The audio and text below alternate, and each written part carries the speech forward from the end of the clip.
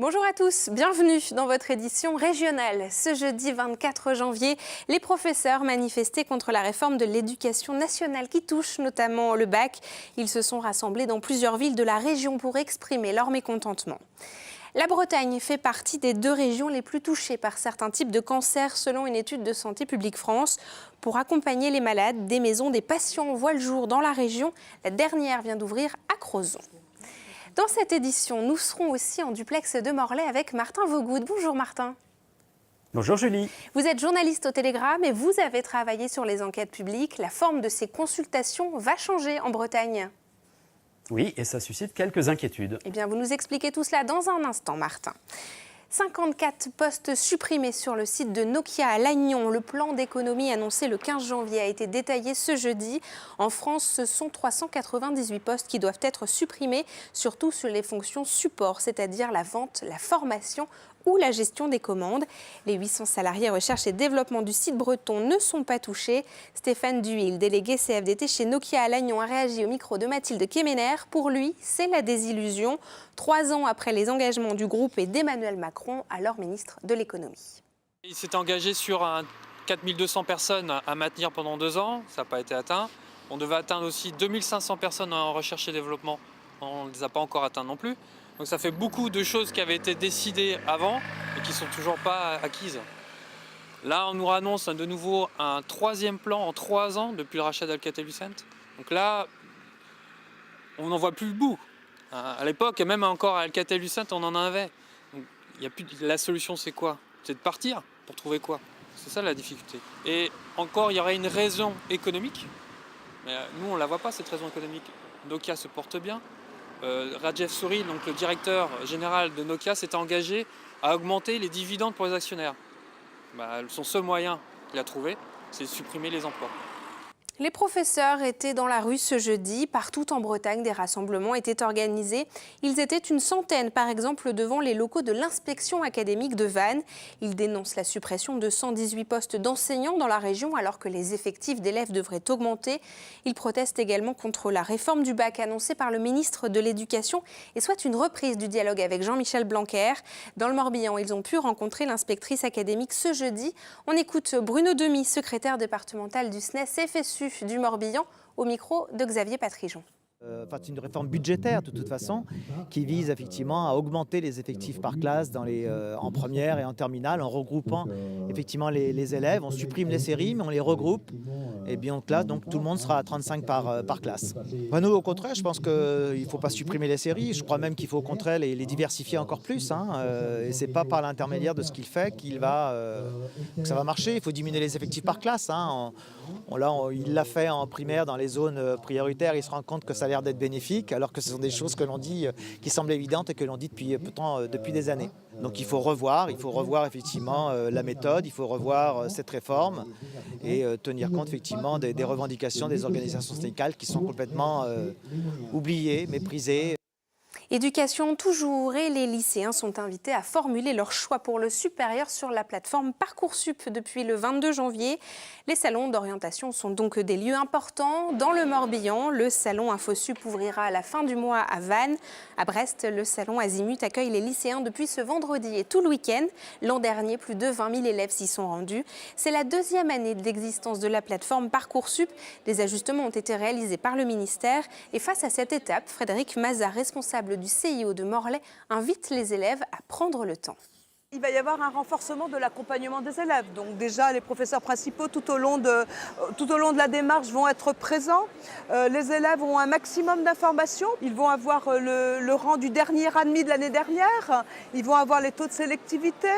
Ils vont avoir plus d'écoles aussi qui sont rentrées dans la plateforme, à savoir les écoles d'infirmières, les écoles du social. Tout ça va dans le sens de réduire au maximum le stress. Après tout, d'où vient le stress? Des délais, les délais qui étaient donnés. Là, on est au 22 janvier. Ils ont quand même jusqu'au mois de mars pour inscrire tous leurs vœux. Ça laisse un peu de temps. Sauf si on attend le dernier jour, mais ça laisse du temps pour réfléchir, pour discuter, pour s'informer. La région Bretagne a organisé ce jeudi la conférence sociale. Élus, représentants syndicaux et entreprises étaient convoqués. Un événement exceptionnel qui se veut à la hauteur de la crise qui secoue le pays et la région. À la clé, un agenda d'action et des mesures concrètes. Les explications avec TVR. Lancée il y a 5 ans à la suite du mouvement des bonnets rouges, la conférence sociale menée par la région Bretagne et la préfecture revient sur le devant de la scène. Aujourd'hui, syndicats, maires et départements se sont rassemblés pour échanger sur les difficultés que connaissent les Bretons. Exemple ici avec la question de la mobilité. Concrètement, j'habite dans un endroit du territoire, je travaille dans un autre endroit du territoire. Je mets aujourd'hui 150 € de gasoil par mois dans mon véhicule. Et en plus, j'ai des problèmes parce que ce véhicule est très ancien. Concrètement, qu'est-ce qu'on peut proposer d'autre qui permet, 1, de sécuriser l'accès domicile-travail, 2, de redonner de la fierté à nos concitoyens, et 3, d'améliorer le pouvoir d'achat. Ces groupes de travail viennent en complémentarité du grand débat national qui débute lentement en Ille-et-Vilaine. Un deuxième rendez-vous citoyen est d'ailleurs organisé ce soir, à nouveau à Saint-Briac. Ces réunions d'initiatives locales peuvent être proposées par les élus comme par les habitants jusqu'au 15 mars. Et nous retrouvons à présent votre chronique, vous la connaissez, c'est la Bretagne en 5 infos. Elle a été préparée aujourd'hui par Benjamin Bréant. Nouvelle mobilisation d'opposants à la centrale à gaz ce jeudi matin à Landivisiau. Environ 80 d'entre eux ont brièvement occupé le site sur lequel la première tractopelle est arrivée cette semaine et qui est désormais gardée 24 heures sur 24. Le projet lancé en 2010 a depuis été retardé par les différents recours déposés. Incendie au centre-ville de Landerneau ce jeudi. La présence supposée de gazole à proximité, à l'arrière d'un kebab, a entraîné la mise en place d'un périmètre de sécurité et l'évacuation d'une école maternelle voisine. Le sinistre serait d'origine volontaire. Il n'y a plus vraiment d'espoir de retrouver vivant Emiliano Sala, le footballeur argentin dont l'avion a disparu lundi soir dans la Manche. Les recherches qui avaient repris ce jeudi matin ont été définitivement arrêtées dans l'après-midi, alors que les hommages se multipliaient. C'était il y a déjà 15 ans, le 15 janvier 2004, le Bugalet Braise, chalutier de Loctudie, coulait dans la Manche, faisant 5 morts. Le naufrage, toujours officiellement inexpliqué, sera commémoré ce dimanche à Sainte-Anne-d'Auray dans le Morbihan, dans une cérémonie à l'initiative de l'association SOS Bugalet Braise, qui regroupe notamment les familles des victimes. Enfin, après près de 5 mois de travaux, la maison des 3 piliers à Pontivy a retrouvé une nouvelle jeunesse. Datant du XVIe siècle, elle est l'un des éléments patrimoniaux emblématiques de la ville, sans compter un élément d'importance abritant une maison de la presse. On y trouve bien sûr le Télégramme. Les enquêtes publiques vont disparaître selon un décret récent. La Bretagne va expérimenter avec les Hauts-de-France la consultation par Internet. Martin Vogout va nous en dire plus. Martin, en Bretagne, l'État va donc expérimenter la fin des enquêtes publiques.